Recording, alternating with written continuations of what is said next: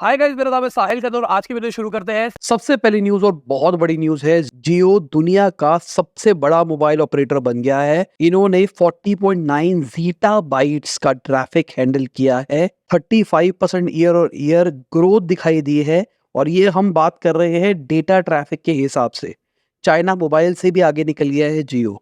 और मैं कहूंगा इसका बहुत बड़ा रीजन है जो जियो ने 5G को फ्री कर रखा है। वो भाई लोग दबा के 5G यूज करते हैं। मतलब मैं भी पर्सनली बताऊं तो मैं भी बीच में बहुत ज्यादा 5G यूज करने लग गया था जियो का। इनफैक्ट मैं कहूंगा कि भाई मेरे ऑफिस में 300 MBPS की डाउनलोड स्पीड आती है, बट मेरे फोन पे 800-900 MBPS की डाउनलोड स्पीड आ जाती है। मेरे को अपने ऑफिस का इंटरनेट अलग से रिचार्ज कराना पड़ता है, पर मेरे फोन का इंटरनेट बाय डिफॉल्ट कॉलिंग के साथ में फ्री आता है। तो यार यूजेस तो बढ़ेगी और मान के चलो फ्यूचर में ये यूजेस और बढ़ती चली जाएगी जैसे टेक्नोलॉजी और इम्प्रूव होगी। कल रात की बात है, किसी ने लिंक्डइन के ऊपर मुझे टैग कर रखा था और एक उसने जो व्हाट्सएप के अंदर लैम्डा ऑप्शन आया ना, वहां पे उसने मेरे बारे में पूछ रखा था, डिटेल्स बता रखी थी मेरे बारे में कि मैं कौन हूँ, मैं क्या करता हूँ।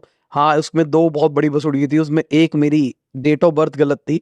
मेरा 93 बर्थ लिखा होता, मेरा बर्थ 91 का है और अगले महीने मेरा बर्थडे आ रहा है 23 तारीख को। और दूसरा मेरी वाइफ का नाम गलत था उसके अंदर। भाई घर में कलेश हो जाएगा। बाकी आप भी चेक करके बताओ, अगर आपके व्हाट्सएप के अंदर ऑप्शन आ गया है तो आप बताओ, आप अगर मेरे बारे में पूछते हो तो क्या आंसर मिल रहा है। अगली खबर रिलायंस की है, तो वाइजर नाम का एक ब्रांड निकाल रहे हैं जिसका फोकस होगा कंज्यूमर इलेक्ट्रॉनिक्स और होम अप्लायंसेस में घुसना। मतलब एसी, फ्रिज, वॉशिंग मशीन, ये सारी चीजें बनाएंगे।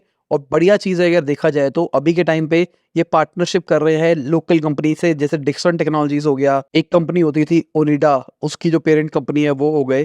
तो अभी ये टाइप में करेंगे, पर फ्यूचर के अंदर ये अपनी फैक्ट्री लगाएगी और अपने आप को और ज्यादा एक्सपैंड करेंगे। तो भाई रिलायंस बहुत ही खतरनाक तरीके से ग्रो कर रहा है, हर चीज में धीरे धीरे करके घुसता जा रहा है। अभी रिसेंटली खबर निकल के आई थी कि वो स्टॉक ब्रोकिंग के अंदर भी घुस सकता है। तो भाई अब ये आ जाएगा तो स्टॉक ब्रोकिंग में भी तबाही तबाही हो जाएगी। क्या पता ट्रेडिंग भी फ्री कर दे। अगर हम जीरोधा की बात करके चले तो वहां पर अगर आपकी एज 25 साल से नीचे है तो अकाउंट ओपनिंग फीस को खत्म कर दिया गया है, जो कि बहुत बढ़िया चीज है। अगर देखा जाए तो 200 रुपए पहले फीस थी, बट अगर आपकी एज 25 साल से नीचे है तो कोई फीस देने की जरूरत नहीं है। जहां हम बाकी लोगों को देख रहे हैं वो फ्री में अकाउंट खुलवाते हैं, जीरोधा भाई पैसे लेता है। अब अगर हम फिनटेक की बात करके चले तो बहुत बड़ी खबर निकल के आ रही है, कोटक जो बैंक है उसको दिक्कतें आ सकती है। आरबीआई एक्शन ले रहा है कोटक के ऊपर। कहा जा रहा है नए कस्टमर चाहे वो ऑनलाइन हो, मोबाइल बैंकिंग चैनल हो, कहीं से भी ऑन बोर्डिंग नहीं करी जाएगी। क्रेडिट कार्ड्स नए इशू नहीं करे जाएंगे। जो करंट कस्टमर्स है उनके लिए कोई दिक्कत नहीं है, उनका सारा प्रोसेस सही चलता रहेगा। क्योंकि कहा जा रहा है सिक्योरिटी पॉइंट ऑफ व्यू से कोटक उतना रेडी नहीं है जितना होना चाहिए। अब अगर टेक्नोलॉजी की बात करके चले तो फोन पे ने 800 करोड़ रुपया अपनी सब्सिडरीज में डाला है 2023 के अंदर। और बहुत सारे अलग अलग कैटेगरी के ऊपर भी फोन पे अपने आप को एक्सपैंड कर रहा है, चाहे इंश्योरेंस हो गया, वेल्थ मैनेजमेंट हो गया, हाइपर लोकल ई कॉमर्स हो गया। और अभी रिसेंटली वो अपना ऐप स्टोर भी निकाल के बैठा है प्ले स्टोर के कंपटीशन में। अगर हम रेजर पे की बात करके चले तो वो एयरटेल के साथ में टाई अप कर रहा है। वो अपनी खुद की यूपीआई ऐप निकालने वाला है जिसका नाम स्विच होने वाला है। और कहा जा रहा है कि 7 गुना फास्टर होगी।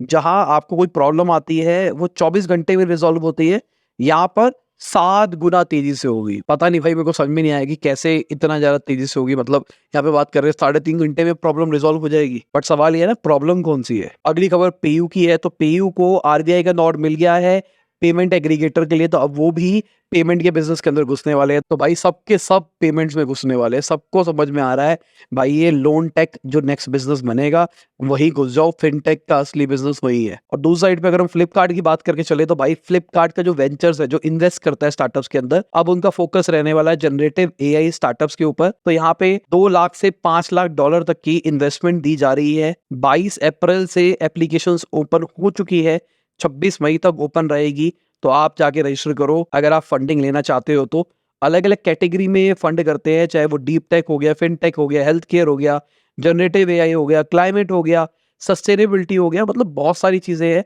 और कोहर्ट के अंदर ये काम करते हैं। इनका एक एक्सेलरेटर प्रोग्राम होता है जिसका नाम है फ्लिपकार्ट लीप अहेड। तो अगर आप इंटरेस्टेड हो तो मैं आपको रिकमेंड करूंगा, जाओ यहाँ पे रजिस्टर करो। अगली खबर हेल्थ स्टार्टअप हेल्थ प्लिक्स की है। तो उन्होंने 25% अपने एम्प्लॉयज को निकाला है, तकरीबन 100 एम्प्लॉयज को उन्होंने निकाला है। और कंपनी यही कह रही है कि भाई अब रीस्ट्रक्चरिंग कर रहे हैं।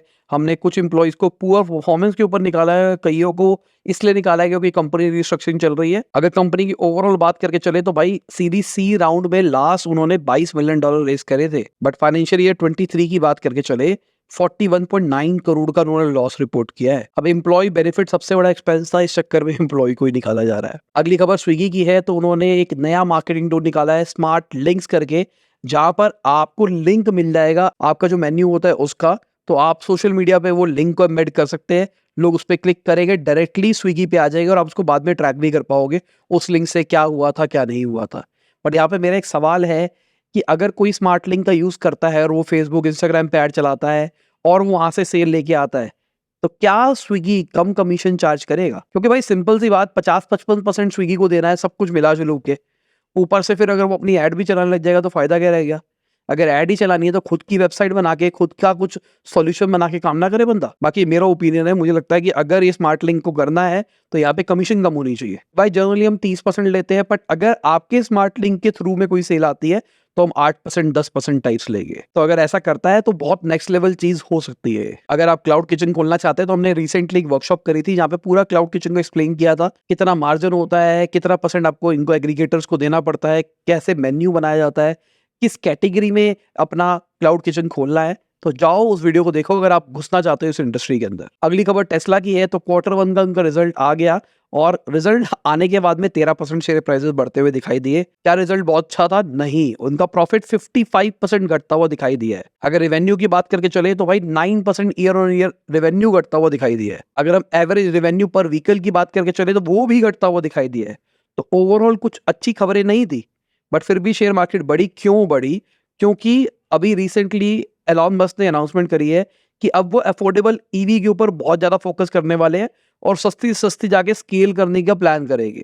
कहा जा रहा है $25,000 तक में आ सकती है। साथ में एलॉन मस्क ने एक और चीज बोल दी है, 2025 तक टेस्ला ह्यूमनॉइड सेल करेगा, मतलब ह्यूमन रोबोट सेल करेगा, और ये रोबोट बेसिकली इंडस्ट्रीज के अंदर, फैक्ट्रीज के अंदर यूज होंगे ताकि लेबर को रिप्लेस किया जा सके। टेस्ला का ये कहना है कि हमारा बिजनेस का एक मेजर पोर्शन यहाँ से आएगा, और मुझे भी लगता है कि आने वाले 3-4 साल में ह्यूमनॉइड बहुत ज्यादा कॉमन होने शुरू हो जाएंगे।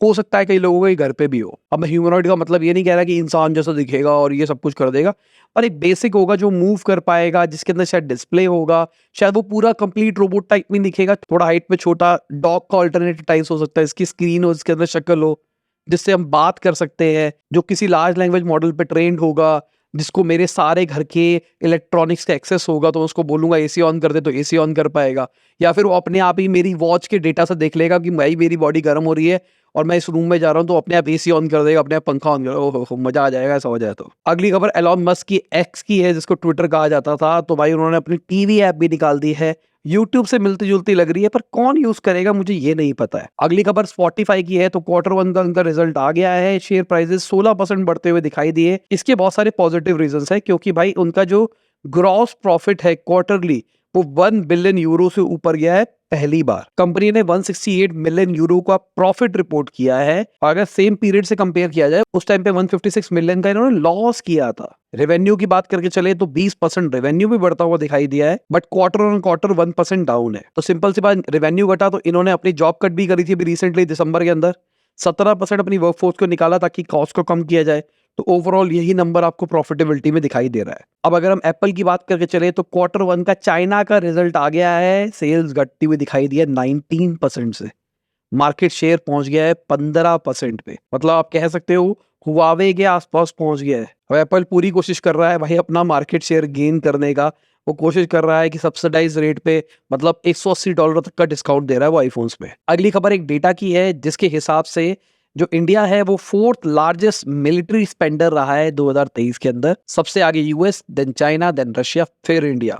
बड़ी बात है अगर देखा जाए तो। बाकी अगर मार्केट की बात करके चले तो मार्केट खाल देख सकते हैं, कौन रहा ऊपर कौन रहा नीचे। और ये लोग हैं हमारे सपोर्टर्स, जिनकी वजह से डेली आप तक ला पाते हैं।